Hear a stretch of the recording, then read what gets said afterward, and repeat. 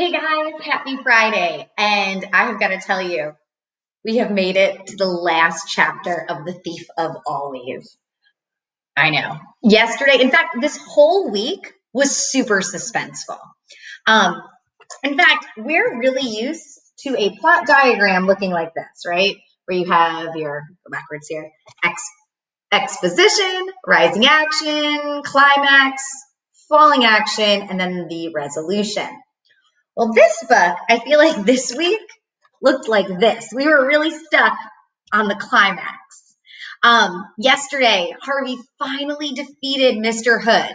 He got sucked down the vortex, right? To probably an underworld of some sorts. And today, we're really going to find out what happens. Like, is it still 31 years in the future? Like, there's so many questions left unanswered. So, I am now going to read to you chapter 26. And we're going to have pretty much the falling action and resolution in just one chapter. I know, unfortunately, I do not think there is a sequel to this book. So hopefully they tie up all of the loose ends for us. So here we go. Chapter 26, Living Proof.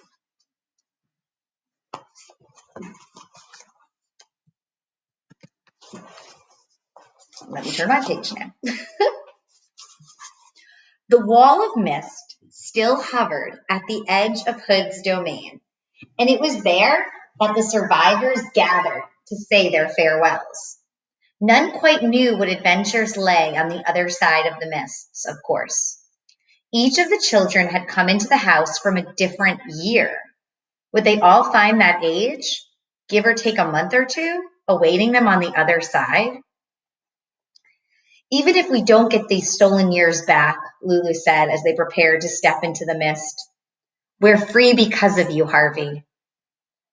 There were murmurs of thanks from the little crowd and a few grateful tears. Say something, Wendell hissed to Harvey. Why? Because you're a hero. I don't feel like one. So tell them that. Harvey raised his hand to shush the murmurs. I just wanted to say, well, probably I'll forget about being here in a little while. A few of the children said, no, we won't, or we'll always remember you. But Harvey insisted. We will, he said. We'll grow up and we'll forget. Unless. Unless what? Asked Lulu. Unless we remind ourselves every morning or make a story of it and tell everyone we meet. They won't believe us, said one of the children. That doesn't matter, said Harvey. We'll know it's true. And that's what counts. This met with approval from all sides. Now let's go home, said Harvey. We've wasted too much time already. Wendell nudged him in the ribs as the group dispersed. What about telling them you're not a hero, he said. Oh yeah, said Harvey with a mischievous smile. I forgot about that. The first of the children were already braving the wall of mist, eager to put the horrors of Hood's prison behind them as soon as possible. Harvey watched them fading with every step they took and wished he'd had a moment to talk to them, to find out who they were and why they'd wandered into Hood's grip. Had they been orphans with no place to call home, or runaways like Wendell and Lulu, or simply bored with their lives the way he'd been bored and seduced by illusions? He would never know. They were disappearing one by one until there was only Lulu, Wendell, and himself left on the inside of the wall. Well, Wendell said to Harvey, if time really is set to rights out there, then I'm going back a few more years than you. That's true. If we meet again, I'm going to be a lot older. You may not even know me. I know you, Harvey said. Promise, said Wendell. I promise. With that, they shook hands, and Wendell made his departure into the mist. He was gone in 3 seconds. Lulu sighed heavily. Have you ever wanted 2 things at the same time? She asked Harvey. But you knew you couldn't have both of them? Once or twice, said Harvey. Why? Because I'd like to grow up with you and be your friend, she replied. But I also want to go home. And I think in the year that's waiting for me on the other side of the wall, you haven't been born yet. Harvey nodded sadly, glancing back toward the ruins. I guess we do have one thing to thank Hood for. What's that? We were children together, he said, taking hold of her hand, at least for a little while. Lulu tried to smile, but her eyes were full of tears. Let's go together as far as we can, Harvey said. Yes, I'd like that, Lulu replied. And hand in hand, they walked toward the wall at the last moment. Before the mist eclipsed them, they looked around at each other, and Harvey said, home. Then they stepped into the wall. For the first stride, he felt Lulu's hand in his. But by the second stride, it had grown faint. And by the third, when he stepped into the street, it and she had gone completely.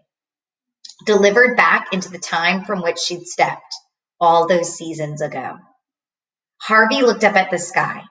The sun had set, but its pinkish light still found the ribs of cloud laid high above him. The wind was gusty and chilled the sweat of fear and exertion on his face and spine. Teeth chattering, he started home through the darkening streets, uncertain what awaited him. It was strange after so many victories, the simple business of walking home should defeat him. But defeat him it did. After an hour of wandering, his wits and his strength, which had persevered him through every terror Hood could conjure, failed him. His head began to spin, his legs buckled beneath him, and he fell down on the sidewalk exhausted. Luckily, two passersby took pity on him and gently asked him where he lived.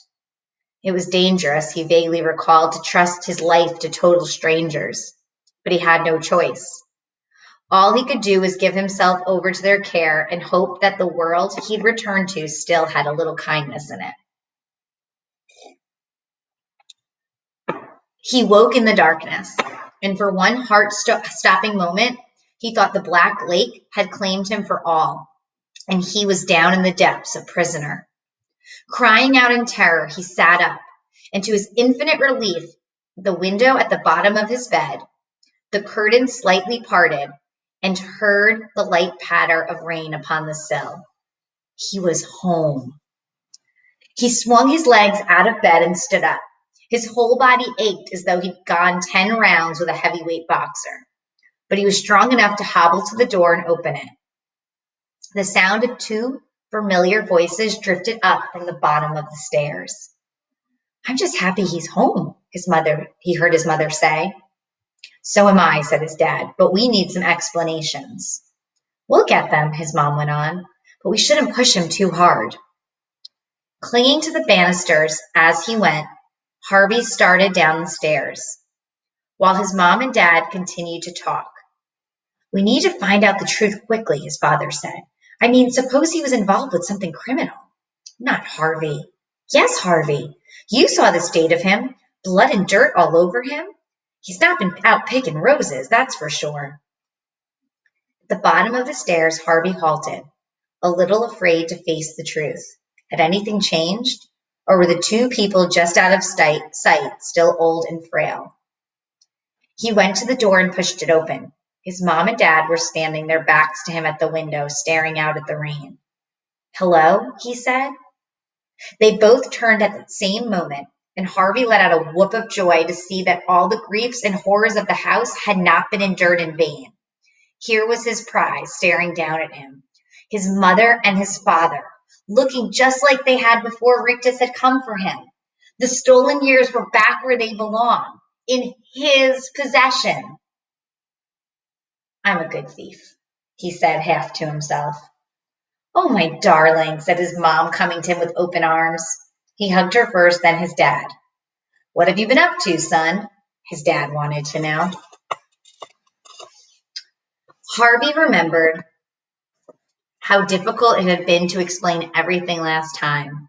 So instead of even trying, he said, I was just wandering around and I got lost. I didn't mean to get you upset. You said something about a thief. Did I? You know you did, his dad said sternly. Well, are you a thief if you're taking something that belongs to you in the first place? Harvey asked him. His dad and mom exchanged looks. No, honey, his mom said. Of course not. Then I'm not a thief, Harvey replied. I think you owe both of us the truth, Harvey, his mom said. We want to know everything. Everything? Everything, said his dad. So he told them the whole tale, just as they'd asked, right from the beginning, and as if their expressions had been doubtful the last time he related his adventures, they were incredulous now. Do you really expect us to believe all of this? His father broke in while Harvey was talking about meeting Hood in the attic. I can take you to the house, Harvey said, or what's left of it. I couldn't find it last time because it had hid itself from grown-ups. But Hood's gone, or there's no magic left to hide it. Once again, his mom and dad exchanged baffled looks. If you can find this Hood house, his father said, we'd both like to see it. They set out early the following day, and this time, just as Harvey had expected, the way back to the house was not concealed by magic. He found the streets that Rictus had first led him along easily enough, and very soon the gentle slope on which the house had once stood came into view. That's it, he said to his mom and dad. The house stood there. It's just a hill, Harvey, his dad said, a hill covered in grass. It was indeed a surprise to see that the ground on which so many terrible deeds had been done had greened so quickly. It all looks rather pretty, his mother said as they came to a place where the mist wall had stood. The ruins are under there, I swear, Harvey said, venturing onto the slope. I'll show you. Come on. They weren't the only visitors here today. There were several kite flyers plying the wind at the top of the ridge. A dozen or more dogs romping around. Children laughing as they rolled down the slope. Even a pair of lovers whispering in each other's ears. Harvey resented the presence of all these people. How dare they romp and laugh and fly their kites here, he thought, as though this was just another hill. He wanted to tell them all that they were cavorting on the ruins of a vampire's house and see how quickly that wiped the smiles off their faces. But then he thought perhaps it was better this way. Better that the hill not be haunted by rumors and stories. The name of Hood would probably never cross the lips of these lovers and kite flyers, and why should it? His evil had no place in happy hearts. Well, said Harvey's dad as the three of them climbed the slope, the house of yours is well buried. Harvey went down on his haunches and dug at the dirt with his bare hands. The ground was soft and gave off the sweet smell of fertility. Strange, isn't it? Said a voice. He looked up from his labors, both his fists full of dirt. A man, a little older than his father, was standing a few yards away from him, smiling. What are you talking about? Harvey asked. The flowers, the ground, he said. Maybe the earth has its own magic. Good magic. And it's buried Hood's memory forever. You know about Hood? Harvey said. The man nodded. Oh, yes. What exactly do you know? Harvey's mom asked. Our son here has been telling us such strange stories. They're all true, the man said. You haven't even heard them, Harvey's dad replied. You should trust your boy, the man said. I have it on best authority that he's a hero. Harvey's dad stared at his son with a twitch of a smile on his face. Really? He said. Were you one of the Hood's prisoners? Not me, the man said. Then how do you know? The man glanced over his shoulder, and there at the bottom of the slope stood a woman in a white dress. Harvey studied this stranger, trying to make out her face, but her wide-brimmed hat kept her features in the shadow. He started to get to his feet, intending to take a closer look, but the man said, Don't, please. She sent me in her place just to say hello. She remembers you the way you are, young that is, and she'd like you to remember her that same way. Lulu? Harvey murmured. The man neither confirmed nor denied this. He simply said to Harvey, I am much obliged to you, young man. I hope to be as fine a husband to her as you were a friend. Husband? Harvey mouthed. How time flies, the man said, consulting his watch. We're late for lunch. May I shake your hand, young sir? It's dirty, Harvey warned, letting the earth run between his fingers of his right hand. What could be better between us, the man replied with a smile, than this healing earth? He took Harvey's hand, shook it, and with a nod to Harvey's mom and dad, hurried back down the slope. Harvey watched as he spoke to the woman in the white dress, saw her nod, saw her smile in his direction, then they were both gone, out into the street and away. Well, said Harvey's dad, it seems your Mr. Hood existed after all. So you believe me? Harvey asked. Something happened here, came the reply, and you were a hero. I believe that. Then that's enough, said Harvey's mom. You don't have to keep digging, sweetie. Whatever's under there should stay buried. Harvey was about to empty his left hand of dirt when his dad said, Let me have that, and opened his hand. Really? Said Harvey. I've heard a little good magic's always useful, came his father's reply. Isn't that right? Harvey smiled and poured a fistful of earth into his father's palm. Always, he said. The days that followed were unlike any Harvey had ever known, though there was no more talk of Hood or the house, or of the green hill upon which it had once stood.